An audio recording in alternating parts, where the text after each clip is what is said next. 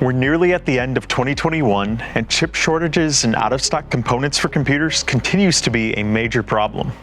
And this is especially an issue with graphics cards. If you've tried to get a graphics card in the past year and a half or 2 years, then you know well how difficult it is to get a graphics card anywhere close to MSRP. In fact, many would say it's virtually impossible. So I recently challenged myself to build a custom PC that would be capable of handling 4K video editing for a cost of $1,000 or less for every single component. In addition, this PC would be required to run integrated graphics and not a dedicated graphics card. Now, of course, most video editing software does perform better with a dedicated graphics card. There's no arguing that one. However, with the recent innovation in the APU market, it is possible to video edit 4K video using a CPU with integrated graphics with relative ease. CPUs with integrated graphics have come a long way in the past couple years. And in 2021, we saw some new APUs hit the market that have a lot of power, that are very good at handling 4K video editing. In today's video, I'm going to tell you about each component here that I used to build this 4K video editing computer. And when I say $1,000, I actually mean it. I'm not gonna go through these components and say, hey, these cost $1,000, and then at the end say, oh yeah, and you need this one other component, and that's gonna bring the cost up to $2,000. No, these parts that I'm going to go over today actually cost $1,000 for the entire build. Now, of course, prices do fluctuate a bit on PC components, just like everything else. So I can't absolutely guarantee that when you see this video and buy these parts, that they'll be the exact same price as I went over today. I've seen the prices change a lot from day to day, and the prices I'm giving you today are not any type of Black Friday or Cyber Monday sale price. They're just the general price for these components as of December of 2021. And the good news is recent trends for most of these components here is down. That's good. It's gradual down, but it is downward. Some of these prices for a while were going up, and not showing any signs of coming down, but that trend has reversed now. So I'm hoping that trend will continue and that's going to continue into 2022 as well. So what I'm going to do is I'm going to tell you about each of these components here, and I'm going to tell you some of the specs of those components, some of the features, and I will of course include a link to all of these components below in case you are interested in purchasing any of these. Most of these components are available from retailers that sell PC parts. However, I get most or all of these components from Amazon, and the reason I do that is Amazon is pretty good about price matching components. Usually their price will be equal to or better than the best price at other retailers. And generally Amazon can get most of these parts to my doorstep within 2 days of me ordering. If you're like me, I don't like to wait around a week or two for my parts to arrive. When I place that order, I want those parts to be here in a couple days so I can get started on that build. So all of my links below, except one of them, will be for Amazon. I'm probably gonna set a few of these out of the frame before I start going over these parts so that I don't have everything right here waiting for me to knock it over. Give me one moment. Much better. All right, so the first part I'm going to talk about today is the motherboard. And the motherboard that I recommend for this build is the Asus TUF Gaming X570 Plus Wi-Fi. This motherboard retails for about $189 right now, and it is jam-packed with a ton of great features. First of all, this motherboard does have the AM4 socket, which provides a wide array of compatibility with a lot of different AMD CPUs, from some of their highest end ones all the way down to some of the mid-range and lower end CPUs. The AM4 slot is widely compatible, and it also has an upgrade-proof element to it in case you decide you want to change out your CPU for a higher-end one later on. Another neat thing about this motherboard is it does have 2 M.2 slots, and one of the M.2 slots does have a cooler on it. So when you install your M.2 hard drive, it's gonna have a cooler that'll help you get the most performance possible out of that drive. This motherboard, of course, does also have built-in Wi-Fi, which is great. That way you're not tethered down to a certain place where you have Ethernet.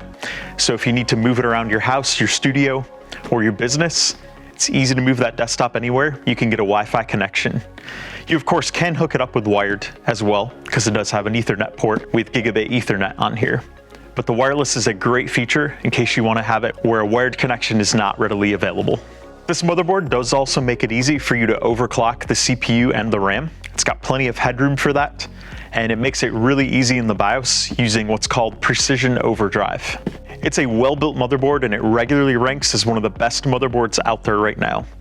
It also has a lot of upgrade potential with it. It does have 4 RAM slots that support up to 128 gigabytes of RAM. And it's also got plenty of ports if you want to add additional storage or if you want to add a dedicated graphics card later on. Next part I'm going to talk about is the CPU. So the CPU for this, which is also an APU, is the AMD RYZEN 7 5700G. AMD released this CPU in 2021, and it was largely in response to the dedicated graphics card shortage. So like I said at the beginning of this video, graphics cards are really hard to come by right now, and they have been for a couple years. So AMD's response to this was the 5700G. This CPU has a lot of power. It's got 8 cores with 16 threads, and the base clock speed is 3.8 gigahertz, and it will turbo boost all the way up to 4.6 gigahertz. In addition, the integrated Radeon graphics on here does have 8 cores, and its clock speed is 2.0 gigahertz. And another great thing about this CPU is it does come with the Watercooler included. That cooler with a fan is typically more than enough to adequately cool the CPU to get max performance out of it. However, if you do want to add a water cooler later on, I will show you one of those today. For today's build, I did not include the water cooler because it's not necessary. This CPU runs at 65 watts and overheating is not really an issue as long as you do your heatsink correctly and apply the thermal compound correctly. This fan actually does a really good job at cooling the CPU. If you do decide that you want to do water cooling, this is a great budget-friendly option right here. The Master Cooler Master Liquid ML240L is a great basic water cooler that does a good job and is more than enough to cool the CPU. This retails for about $74, and like I said, this is not included in the $1,000 price, so if you did buy this, it would cost an additional $74. But like I said, unless you're doing some serious overclocking in the CPU, you do not need this. This will help your CPU run a little bit cooler, but like I said, it's not necessary and it is optional. Next on my list is RAM. This RAM right here is the Corsair Vengeance LPX, and it is DDR4 3600 RAM. So it has some great performance. It's 32 gigabytes, so it has 2 sticks of 16. So it will only occupy 2 of the 4 RAM slots on the motherboard. So that leaves you 2 additional slots if you'd like to add 32 gigabytes more of this RAM. Or if you wanted to go up to 128 gigabytes, you could technically get 4 sticks of 32. But for the sake of today's build, I have spec'd out 32 gigabytes of RAM, and this 32 gigabytes is typically more than enough when doing 4K video editing. One of the great things about this RAM is it does support the XMP profiles, and what that means is in the BIOS, you can easily load the profile for this RAM so that you'll get the max performance out of it. You want to get the 3600 speed out of this versus a lower speed. That way you're getting the most for your money. And this kit of 32 gigabytes of RAM does retail for $115. Next, we've got the power supply, and this power supply is a monster. This is the Corsair RM850, and this power supply, hence the name, has 850 watts of power that it can support. It's very hefty, and it is modular. The nice thing is you plug in the cables that you need on here, and you don't have to have cables dangling from this thing cluttering up your case that you're not using. So you simply plug in the cables that you need, and the rest of them you keep unplugged until you do need them later on. This power supply, one of the great things about it is it does have a 10-year warranty on it. And the great thing about having 850 watts of power, if you do decide to upgrade some components or add new ones later on, even a big old RTX 3070, 3080, or 3090, this power supply would technically support that along with these other components. The components I'm going over in today's video only use about 200 watts of the 850 watts. So this has a lot more headroom to go. And this power supply does retail for $105 at present. Next, we've got the case right here. This case is the NZXT H510 ATX mid-tower. And this costs approximately $74 right now. This case is solid, it's well designed, and the design allows you to keep the motherboard and the other components on one side by the glass, and then you're able to hide the power supply and a lot of the cables behind there, so those are not in the way. It's a great design, and the price of $74 is a great value. I'm gonna throw this thing out of the way though, because it's taking up a little bit of room here. The next component I'm going to talk about is your main hard drive. So this hard drive here is the Samsung 980 NVMe, and it's a 1 terabyte drive. So this retails for about $109 right now. And the great thing about this hard drive is it has sequential read and write speeds of 3,500 megabytes per second for the read and up to 3,000 megabytes per second for the write. That is among some of the faster NVMe's, and it's a great value at $109 for 1 terabyte. So this drive is the one you would want to install your operating system and programs on. And when you're editing, I recommend having your files on this drive while you're editing them for maximum editing performance and speed. And the great thing is you can put this on the M.2 slot on the motherboard that has the cooler on it, and it's going to keep that drive cooler so that you can get the maximum performance out of it. And then later on, if you want to add another M.2, the motherboard does support that as well. Next, I've got the secondary hard drive here. So this is a Western Digital Red 4 terabyte. And this is going to be the drive that we use in here to store files. So ideally, what I would recommend is when you're done editing the files on the NVMe drive, you move those files to this for storage if you wish to keep them. And 4 terabytes of storage is more than enough to keep you going for quite a while, even with 4K video editing. This is just a solid drive that runs pretty quietly in the background. This drive is designed for being powered on 24/7. So if you did want to keep this computer on all the time, this drive is designed to hold up for several years with it powered on continuously. The final item you'll need, not shown here, is the operating system. I recommend getting Windows 10 Pro. Windows 10 Pro does have all the features that Windows 10 Home has, but it has a lot more features as well. I recommend getting it from URCD. The cost will be $19. I bought the key from them for this build, and when you go to install the operating system, you plug in the key. Just make sure you have the ISO for Windows 10 Pro, and you can get that direct from the Microsoft website. And then you plug in the key at time of installation, and Windows 10 will install in just a few minutes. It's much faster these days.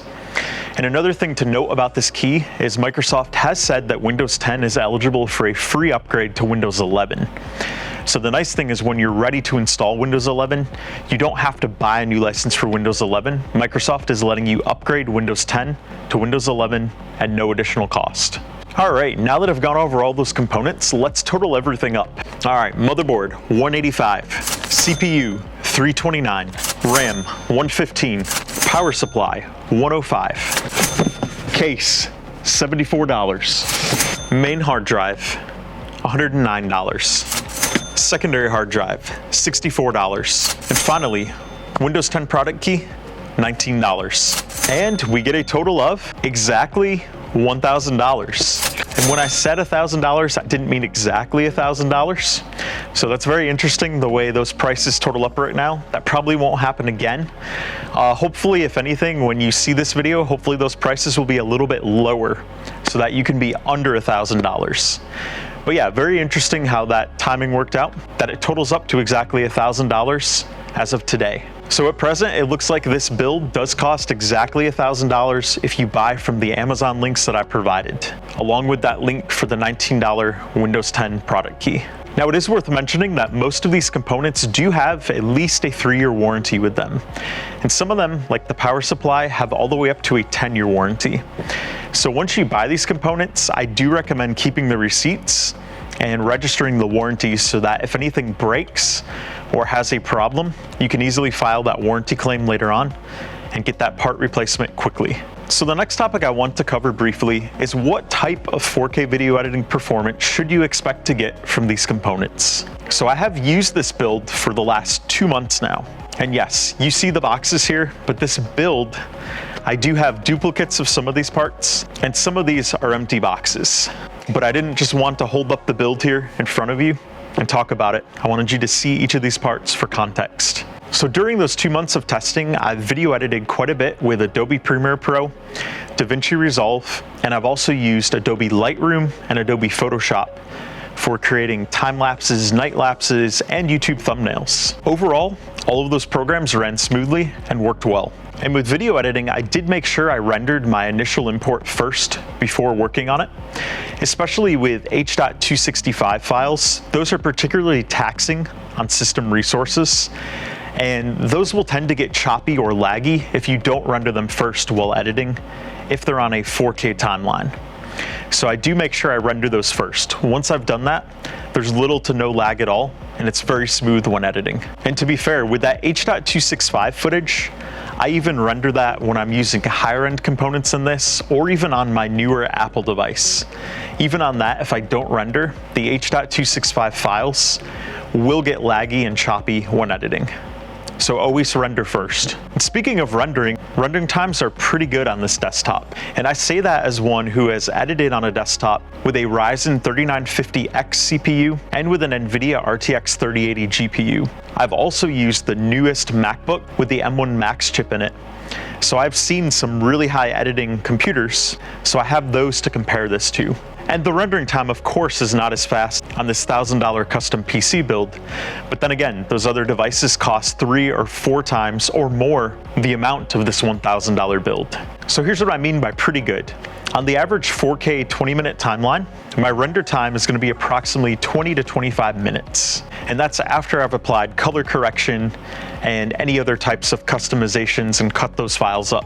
The initial render tends to take a little bit less than that. That's going to be about 18 to 20 minutes generally. Export times are also pretty good on this desktop build. You're able to export the average 10-minute 4K footage into an H.264 MP4 file in approximately 20 to 25 minutes, which again is really good for a $1,000 custom PC build. And like I said before, usability is also pretty smooth. There's very little to no lag when I'm editing on that timeline, as long as I render first, especially with H.265. So as I mentioned before, one of the great things about this PC build is it is future-proof in a lot of ways. The motherboard, the case, and the power supply all offer you plenty of room to add more components or upgrade these components. Like I said before, all of these components combined only use approximately 200 watts of power. So you have an additional 650 watts available for components. So that gives you plenty of headroom to add an RTX 3070, a 3080, and you could also add some additional rotational hard drives for storage. There's plenty of power and space for that. And there's also plenty of SATA ports on the motherboard. In addition, you can of course add a secondary M.2 drive if you wish to have 2 of those. You of course can also add an additional 32 gigabytes of RAM if you wanted to bring your total up to 64. And technically you could also bump your total up to 128 gigabytes of RAM. That would require you to buy 4 sticks of 32, but this motherboard will support that. So there's lots of room to grow with this build. And also, if you do decide to get a dedicated graphics card and want to bump up your CPU, you could add a Ryzen higher end one like a 3950X, a 5950X, any of those, and they would be fully compatible with this motherboard. And there would be plenty of power. But if you do add the higher end CPUs, I would definitely recommend getting a water cooler. If you add those really high end CPUs, I think you would definitely want a water cooler for those. The fan would probably allow you to get basic performance out of those, but a water cooler would be more necessary because those do draw more power, and more power creates more heat. But it's great to have a build that you can add to and upgrade later on. That way you're not stuck with this build, and then if you decide to upgrade something, you don't have to replace everything. If you decide to replace a single component or add a new video card, it's more than possible. And this is especially great if you're getting started with the YouTube channel or you want to get into video editing but you don't want to pay a fortune up front. This build is perfect for you. And on a final note, if you haven't built a custom PC before, it's much easier today than it used to be. I say this as one who has built countless custom PCs. So if you have a friend that's done it before, I recommend having a friend help you your first time. But if you don't have a friend that's done it before and it's your first time, there are a lot of great tutorials out there as well that I recommend checking out. And most of these companies also have some type of guide on their website as well. But a few basic tips that I have is first add all of your components to the motherboard. So those components would include the CPU, the RAM, and the M.2. Once you've added those, then next install your motherboard in the case. Once you've done that, then add the CPU fan or the water cooler next. After that, I then recommend adding the power supply and then starting to add the cables and routing them and connecting them each in their respective place on the motherboard. Finally, at the end, add your additional storage drive in there and plug that in. Once you've done that, it's time to power on that computer and make sure everything powers on right the first time around. Once you're at that stage, you want to have your USB flash drive with the Windows 10 ISO on it. And if you plug in that drive and then reboot the computer, it should detect that drive automatically, because that drive will be the only one with content on it. Your M.2 will be currently empty. So you're then going to install Windows 10 from that, and you're going to put in the product key. And then once Windows 10 is installed, you're going to want to get the drivers from the manufacturer's website. In this case, you would want to go to the ASUS website and get the drivers for the ASUS TUF X570 motherboard. And then once you've installed those drivers, it's time to go into the BIOS and customize your settings. There's some good guides out there, usually from the manufacturer of the motherboard, that tell you what each setting does. On this particular motherboard, if you hover over the settings, most of them have an explanation that shows up.